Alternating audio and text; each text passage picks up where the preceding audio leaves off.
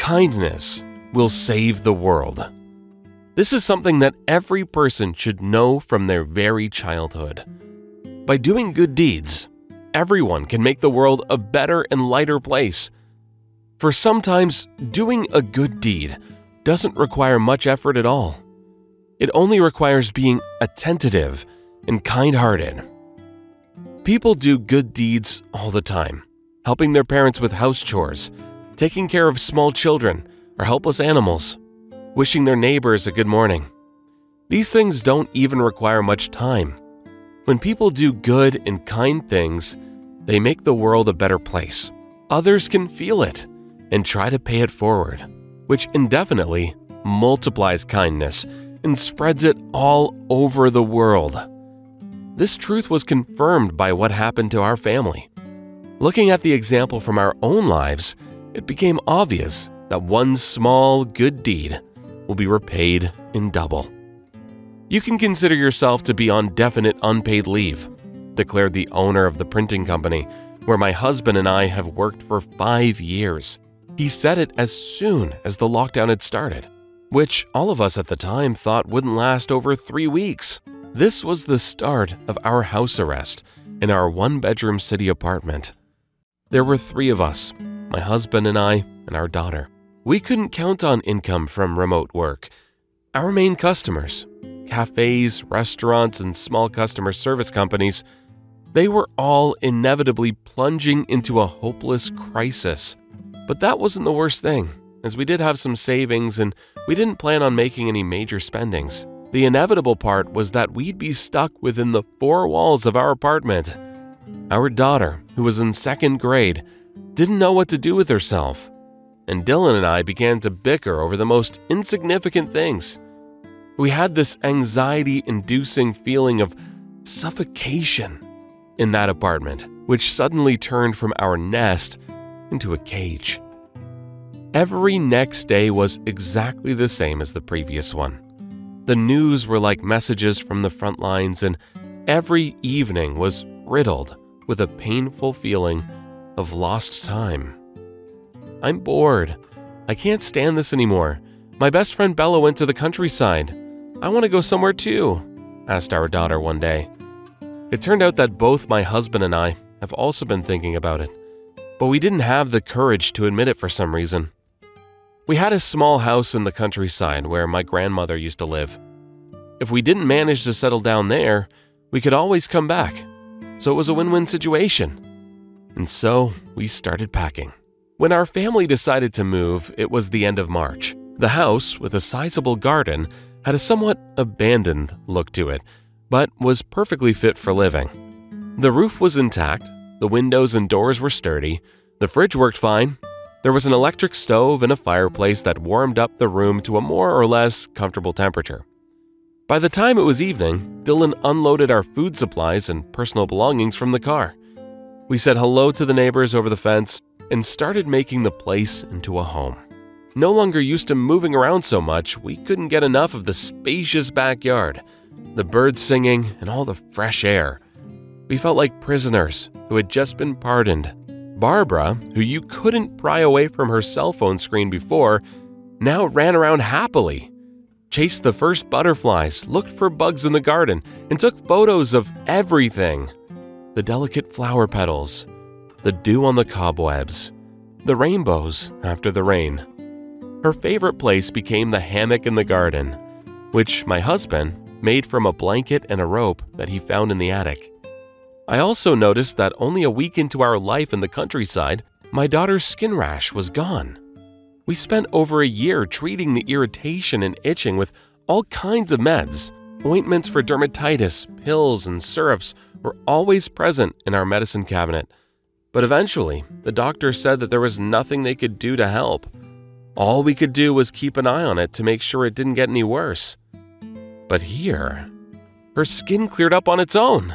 It could have been the well water or the fresh air, but the supply of medicines we brought with us was now useless. We discovered something new every day, that the first petals of hazel are pink, that walking barefoot in the grass recharges you for the entire day, that squatting down by the strawberry bushes, pulling yourself up to the tree branches, and walking to the river at sunset are all fantastic workouts, which no gym could ever compare to. That your own reflection in the mirror with no makeup on could still look beautiful.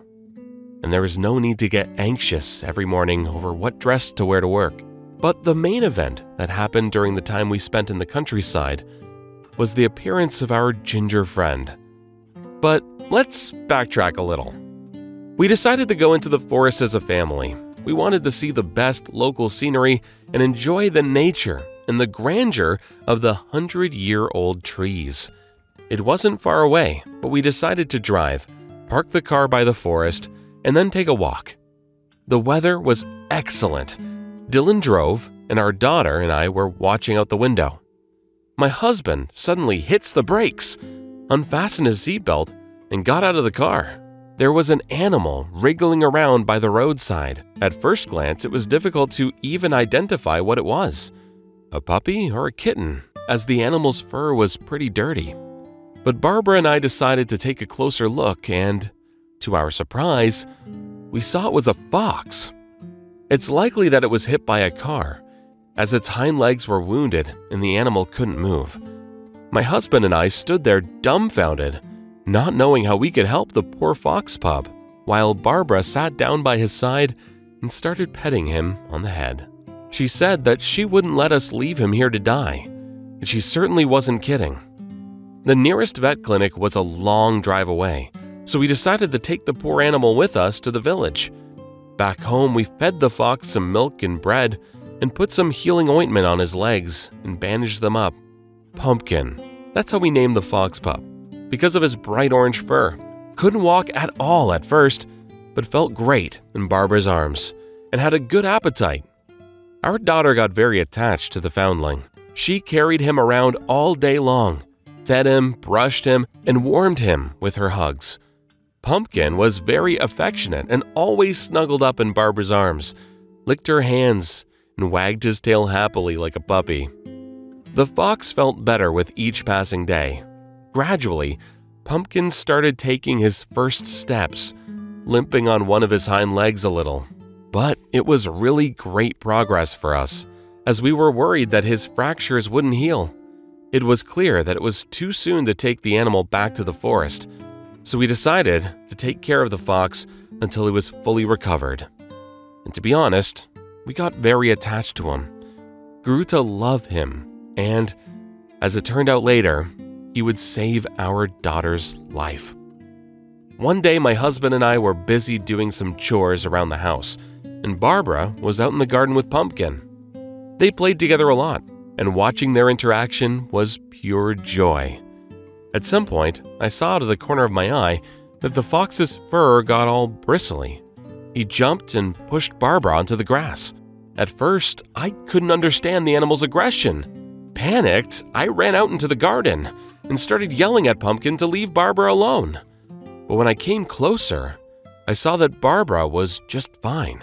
She sat there and stared, confused, at the fox who was holding a venomous snake in his teeth. It was then that all the pieces of the puzzle came together. Pumpkin protected our daughter from danger. It's no wonder they say that everything in life comes back like a boomerang. First, we helped a wounded animal, nursed him back to health, and now he saved our child's life. Our ginger friend lived with us for a few more weeks and then ran off into the woods. It was hard to say goodbye, especially for Barbara, but we all understood that the fox's place was in its natural environment. Listen, we didn't have this mandatory leave. We should have probably asked for one ourselves, pointed out Dylan one day. It was true. Life in the village gave our family unforgettable emotions and adventures. Today, I shiver at the thought of how we were before this. Every morning, we would shoot up from the ringing of the alarm clock and plunge into a mad whirlpool of city life with constant tasks, deadlines, traffic jams, exhaustion, and burnout. But now, we go to Grandma's house every weekend and enjoy the time we get to spend together and alone with nature, which recharges us for the entire week ahead. We go to the forest a lot in hopes of seeing our old friend, but unfortunately, we never saw Pumpkin again. But in our memory, he remained a true protector, a genuine and kind creature who could teach most people a lesson or two on how to be good and selfless.